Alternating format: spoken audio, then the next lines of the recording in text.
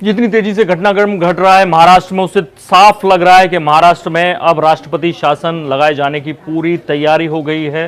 राज्यपाल भगत सिंह कोश्यारी से मिलने पहुंचे हैं आशुतोष कुंभकोणी, जो वहां के एडवोकेट जनरल हैं, और ऐसे में ये साफ है कि राज्यपाल अब उनसे चर्चा करेंगे कि विकल्प क्या है। 9 नवंबर वो तारीख है जिस दिन देवेंद्र फडणवीस सरकार ने पिछली बार शपथ ली थी। वो सत्ता उसी वक्त से उनकी शुरू हो गई थी और 9 नवंबर को वो खत्म हो जानी है। 9 नवंबर तक नई सरकार बनने की दिशा में कार्यक्रम होना था, सरकार बननी थी, लेकिन वो अभी तक नहीं बनी है। और ऐसे में 8 नवंबर का दिन बाकी है और सारे के सारे जो पार्टियां हैं, जितने भी दल हैं, वो अभी तक कुछ भी क्लियर नहीं कर रहे हैं। संजय राउत ने फिर प्रेस कॉन्फ्रेंस की हाल ही में, फिर बताया। पहले तो उन्होंने ये गलत कहा कि हमारे सारे के सारे जो विधायक हैं उनको हमने होटल में रखा है। बोले कुछ लोगों के पास बॉम्बे में घर नहीं है इसलिए रखा गया है। मोबाइल फ़ोन उनके जो बंद किए गए उस पर उन्होंने मना किया।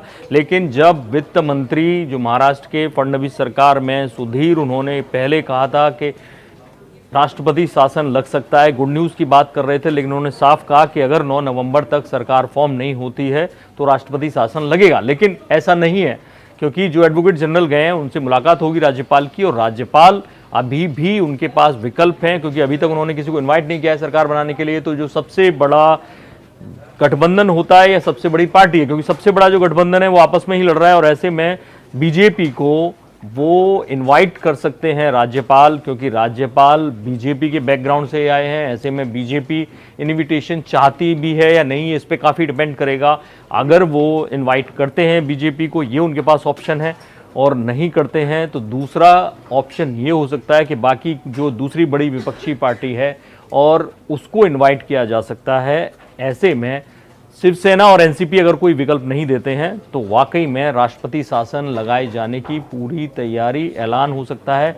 ऐसे में समय दे सकते हैं, कुछ समय राज्यपाल के पास ये भी विकल्प है कि कुछ समय दे सकते हैं कि 1 महीने तक का समय है, जो भी सरकार फॉर्म करना चाहे वो आए। और ऐसे में जाहिर है बीजेपी को पहला न्योता जाना है, बाकी पार्टियों को बाद में बुलाया जाना है।